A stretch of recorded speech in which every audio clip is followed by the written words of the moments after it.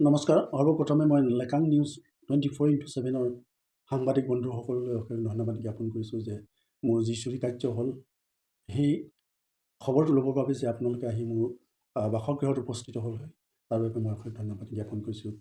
যিটো যোৱাকালি অৰ্থাৎ 30 জানুৱাৰী 2024 তাৰিখে ঘৰৰ কাষতে এখন ঘৰতে এখন সকাম হৈছিল। সেই সকামলৈ বুলি মই ঘৰৰ পৰা 11টামান বজাত স্কুটিখন লৈ ওলাই গৈছিলোঁ। ওলাই গৈ তেওঁলোকৰ ঘৰৰ পদূলি পোৱাৰ পাছত চোতালতে মই স্কুটিখন থিয় কৰালোঁ, গৰাই পেলাই সমাজৰ মাজলৈ মই সোমাই গৈছিলোঁ। কিন্তু তাতে মই চাবিটো এৰি থৈ গ'লোঁ, পাহৰণিত থাকি গ'ল স্কুটিতে লাগি। কিন্তু কোন মুহূৰ্তত কেতিয়া লৈ গ'ল স্কুটিখন মই ক'ব নোৱাৰিলোঁ। স্কুটিখনৰ নাম্বাৰ আছিল AS23 AF 1852। এই স্কুটিখন তিনিচুকীয়া ডিষ্ট্ৰিক্টৰ ৰেজিষ্ট্ৰেশ্যন আছিল। সেই স্কুটিখন যদি আপোনালোকে কোনো ব্যক্তিয়ে প্ৰত্যক্ষ কৰে তেন্তে খবৰ দিবৰ বাবে অনুৰোধ জনাইছোঁ। মই ফোন নাম্বাৰটো তলত দিম আপোনালোকক। এতিয়া কথাটো হ'ল যে আমাৰ এই মহাদেৱপুৰ অঞ্চলত প্ৰায় বহুত দিনৰ পৰাই এই চুৰি কাৰ্য সংঘটিত হৈ আছে। কেৱল আমাৰ স্কুটিখনেই যে চুৰি হৈছে নহয়, বহু লোকৰ গাড়ী লৈ গৈছে, ঘৰত যে চুৰি, ঘৰৰ ভিতৰতো সোমাই সা সম্পত্তি লৈ গৈছে, সোণ ৰূপ ইত্যাদিবোৰ লৈ গৈছে। সকলোৱে আমাৰ পুলিচ প্ৰশাসনৰ ওচৰতে এজাহাৰ দাখিল কৰিছে, তথাপিতো মানে আজি প্ৰতি ধৰা পৰা নাই। তেখেতসকলক এই চুৰিসকলক মানে কৰায়ত্ব কৰিবলৈ অসক্ষম হোৱা নাই। গতিকে মই পুলিচ প্ৰশাসনক আৰু এডমিনিষ্ট্ৰেশ্যনক অনুৰোধ জনাইছোঁ যাতে তেখেতসকলে গুৰুত্ব সহকাৰে এই চুৰি কাৰ্য সংঘটিত হোৱাৰ পৰা ৰক্ষা কৰে। ৰাইজক যদি এনেধৰণে হৈ থাকে চুৰি কাৰ্য লেঠাৰিকৈ যদি এনেকৈ হৈ থাকে, মানুহৰ বহু দুশ্চিন্তা বাঢ়ি যায় যে সুখ শান্তিয়ে মানুহ জীয়াই থাকিব নোৱাৰিব। আমাৰ ৰাইজৰ লগতে অভিভাৱক, ছাত্ৰ ছাত্ৰী সকলোৱে লগতে পুলিচ প্ৰশাসন আৰু এডমিনিষ্ট্ৰেশ্যনে সহযোগিতাৰে যাতে আমাৰ এই কুকাৰ্যবোৰ আমি বন্ধ কৰিব পাৰোঁ, তাৰ বাবে আপোনালোকে সকলোৱে সহায় সহযোগিতা আগবঢ়াব বুলি অনুৰোধ জনাইছোঁ।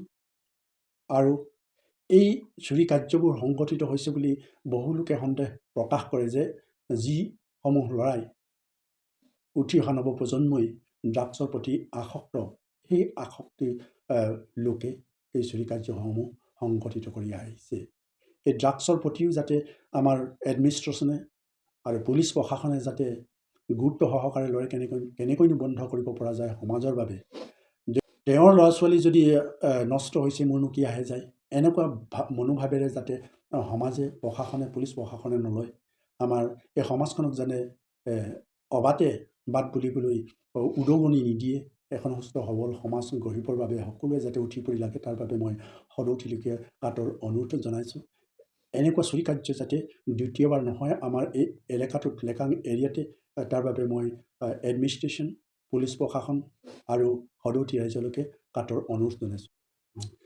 কেৱল মোৰ ঘৰতে যে এনে চুৰি কাৰ্য সংঘটিত হৈছে, কালিলৈ যে আপোনাৰ ঘৰত নহ'ব সেই কথাটো কোনেও ডাঠি ক'ব নোৱাৰে।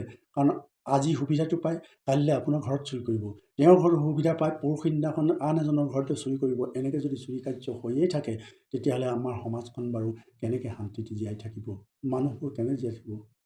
মানুহৰ কষ্ট কৰি মূৰৰ ঘাম মাটিতে পেলাই কষ্ট কৰি অৰ্জা ধনেৰে মানে বাইক এখন ল'লে বা কোনোবাই গাড়ী এখন ল'লে, সেই গাড়ীখনকে বা সেই বাইকখনকে যদি চুৰি কৰি পেলাই কোনোবাই লৈ গৈ বিক্ৰী কৰি দিয়ে, তেন্তে মানুহ কেনেকৈ উন্নতি হ'ব, সমাজখন কেনেকৈ উন্নতি হ'ব। গতিকে আপোনালোকক সকলোকে অনুৰোধ জনাইছোঁ।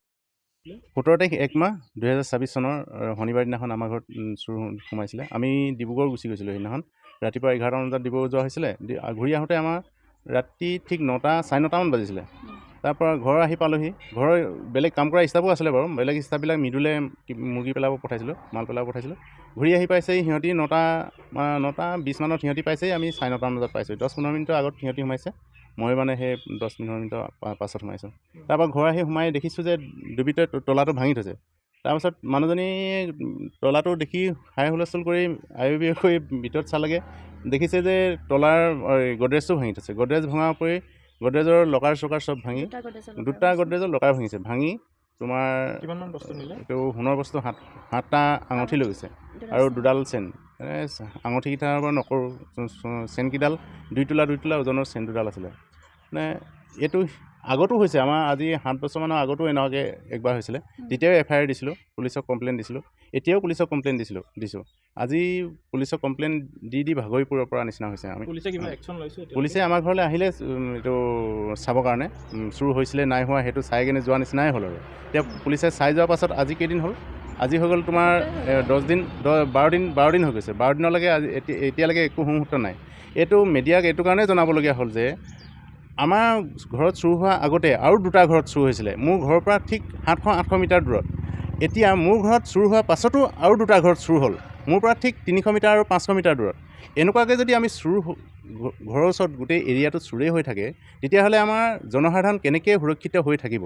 সেইটোৰ ওপৰত ডিপেণ্ড কৰিয়ে মই সেইটো কথা চিন্তা কৰিয়ে আপোনালোকৰ আগত আজি মিডিয়াৰ আগত মানে প্ৰশাসনকো জনাবলগীয়া হৈছে আৰু সমাজৰ সকলো মানে উচ্চ বা নিম্ন সকলো সমাজকৰ্মী মানুহবিলাকক জনাবলগীয়া হৈছে। এইটো যাতে সকলোৱে অলপ বিচাৰ বিবেচনা কৰি মানে সমাজখন অলপ নিকা কৰিবলৈ চবে যাতে অলপ কিবা ব্যৱস্থা কৰে, সেইটোৰ ওপৰত মানে কিবা এটা আলোচনা কৰিব লাগে। হয়তো অলপ প্ৰশাসনক অলপ ভালকৈ চোৱা চিতা কৰিবলৈ অলপ ডাইৰেকশ্যন দিব লাগে। নহ'লেও আপোনাৰ ৰাস্তাত CC কেমেৰা মানে লগোৱাৰ ব্যৱস্থা কৰিব লাগে। নহ'লে যিবিলাক লাইট লগাইছে, লাইটৰ অলপ ষ্ট্ৰীট লাইট যিখিনি লগাইছে তাতকৈ অলপ ষ্ট্ৰীট লাইট অলপ বঢ়াই দিব লাগে। সেইখিনিয়ে মোৰ পৰা ক'বলগীয়া মানে কথা আছিলে, মনৰ ক্ষোভ বুলিও ক'ব পাৰি। আৰু মনৰ কথাখিনি মই আজি মিডিয়াৰ আগতে সমাজলৈ এৰি দিছোঁ, যাতে সমাজখন শুদ্ধ হওক আৰু বাৰে বাৰে যাতে এনেকুৱাকৈ কাৰো ঘৰত মানে অশান্তি নকৰক। কোনোৱে যাতে এনেকুৱা যিবিলাক এতিয়া শুনিব পাইছোঁ বেছিকৈ ড্ৰাগছৰ প্ৰকোপতেই ল'ৰা ছোৱালীবিলাক আজি ধ্বংস হৈ গৈছে। আমি দেখিছোঁ চাৰিও দিশতে ড্ৰাগছৰে প্ৰকোপ। সেই ড্ৰাগছৰ প্ৰকোপটো অকণমান কমাবলৈ চেষ্টা কৰক। প্ৰশাসনে যিমান পাৰি ড্ৰাগছ লোৱাবিলাকক মানে চাব লাগে। আৰু চুৰটোতো সাধাৰণ মানুহেতো মনৰ পৰা কেতিয়াও চুৰ কৰিম বুলি কোনো নাভাবে। সেইটো চুৰ হ'বলৈ হ'লে জৰুৰ মানে বেয়া বস্তু, বেয়া কাম, বেয়া চিন্তা কৰিবলৈ সেই বেয়া নিচা খাবই লাগিব। সেই নিচাযুক্ত বস্তুবিলাক এৰাবৰ কাৰণে যিবিলাক ব্যৱস্থা কৰিব লাগে সেইবিলাক কৰিলে আমাৰ সমাজখন মানে নিকা হ'ব বুলি মোৰ মনে ভাবোঁ আৰু।